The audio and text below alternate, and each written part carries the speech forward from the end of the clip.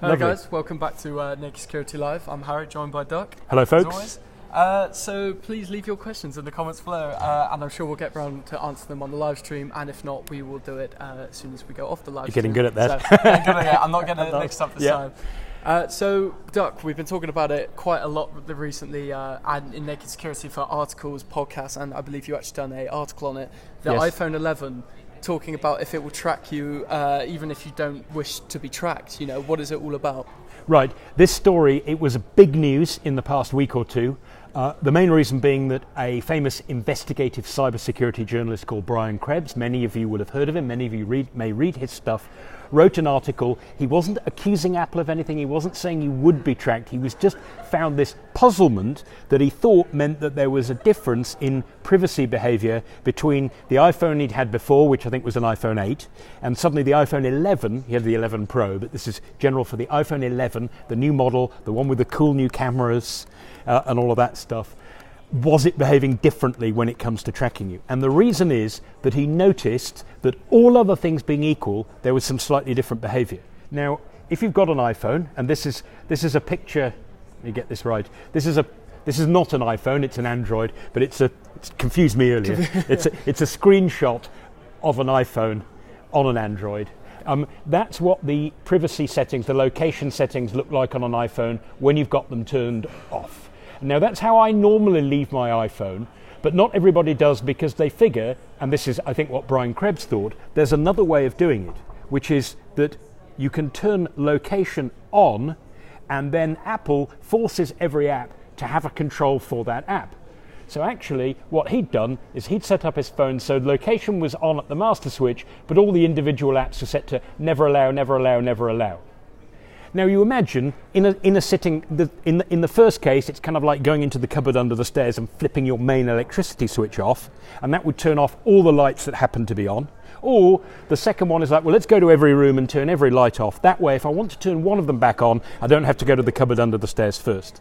So Brian Krebs obviously figured that on his iPhone 8, when he'd run it with never, never, never, never, never, never for all the apps in the list, nothing turned on, he never saw his phone trying to access his location. And the reason you can see that, when Apple want you to see it, of course, is, and let's assume that's all the time, is here's an example. This is a compass app I use, and that's actually the UK grid reference of the Sophos office. So if you want to track us down, you can. I think the altitude's about right. And you see at the top corner there's a little sort of pointy arrow. And when that arrow pops up next to the 94%, when that little arrow pops up, what that means is something just accessed your location. And then when it stops accessing your location, the arrow goes hollow for a bit to say something was accessing your location, and then the arrow goes off. So what he'd figured in his iPhone 8, with never, never, never, never, never, never, never, never, never, never, he never saw the arrow. Never saw it. On the iPhone 11, he suddenly did, and he figured, hey Apple, what changed? Yeah. And that led to the idea, maybe they're tracking you secretly. So that's how the story started. I was actually going to come on to that. So, you know, what was the real issue here? How did this all pan out of this panic of seeing that you're suddenly being tracked? Well, part of the story is the issue of how Apple responded. Now, they didn't respond badly. They just said, Apple explained to Brian Krebs what I and many others had already assumed, that the reason there was the master switch, the Uber switch, the switch under the stairs, was to make sure that everything was turned off, even things that didn't have their own light switch on the wall, like for the home analogy. And that's how it was. The idea was that apps have their own settings, but there might be some system components that don't, and when you turned off everything went off. So that the mega switch was there for system components that didn't have their own switches. And they said, so what's the problem? And of course, Brian Krebs' point was, well, there is this change. I never used to see the bit that I was being tracked, and suddenly I'm being tracked. So what is it that's now in the system that doesn't have a switch? Because it doesn't seem to relate to iOS. It seems to relate to the fact that I got an iPhone 11, because I went back, I tried this on my iPhone, and it didn't happen. So he's doing some good security research here. He's saying, look, what I'm observing, I'm not accusing you of hiding anything, because obviously the location arrow is coming up. Yeah. If Apple really wanted to secretly track you, we wouldn't be having this talk, because it would be secret. It's going to be secret, yeah. But he's saying that it is confusing that apparently changing nothing else, occasionally the phone is peeking at my location, what's doing it? And Apple, well, we can explain that. It's a new feature that's hardware, a feature that's available in the iPhone 11, which is called UWB, ultra wideband. It's a super high speed, close proximity Wi-Fi connection, ad hoc networking. Like, imagine AirDrop over Bluetooth, but a zillion times faster. Now the thing is, so it's a super cool idea, and it doesn't, not supposed to interfere with regular Wi-Fi, but some countries have banned it because they're worried about interference. So what Apple did is they put a thing in that if you've got location on, they enable UWB, and then they peek at your location every now and then. When you get to a country where it's not allowed, they turn it off. Yeah.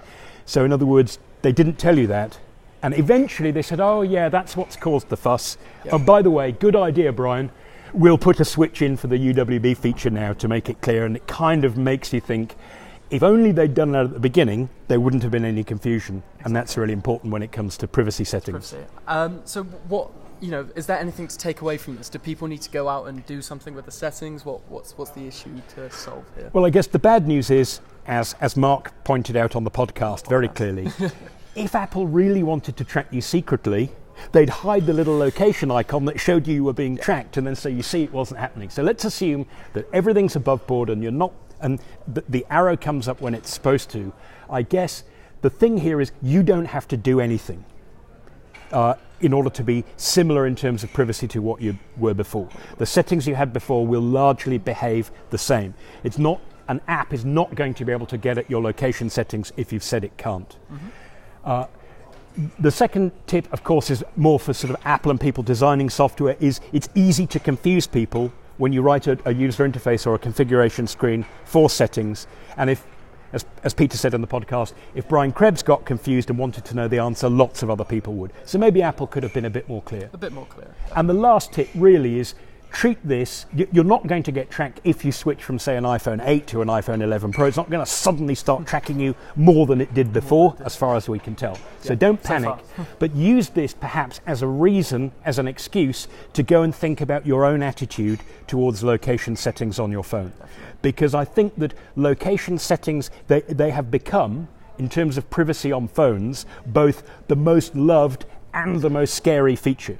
Everyone loves them because it's fantastic to be able to pop up a map and it just knows where you are, and you find your way back to your hotel and you don't get lost. Yep. Your buddies can find you, you can meet up with people. It's really, really, really useful and convenient. Of course. On the other hand, if you do have it on all the time and you allow loads of apps to track you in the background, you're also letting loads of companies end up with a map of where you are all the time, pretty much. And even if they have your best interests at heart, what if they have a data breach? So maybe, particularly over the festive season, if you are in the habit of just leaving location settings on, even when you don't need it, maybe consider turning them off. Yeah. Because the problem is, once you've given out a map of your location data for the last 5 weeks, you can't go and call it back. So if in doubt, don't give it out. So use this as a reason to revisit that thought in your own online life.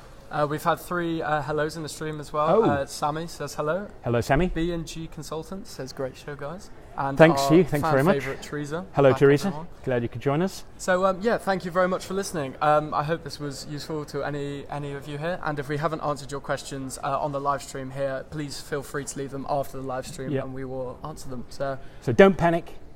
You can buy the super duper 3-lens camera if you really love it. Doesn't stop you buying. But at the same time, that doesn't mean you have to give away your location to everybody willingly all the time. You are allowed to turn it off. Can work out quite well for you. Yeah, definitely. Thanks, guys. Until next time. Stay secure.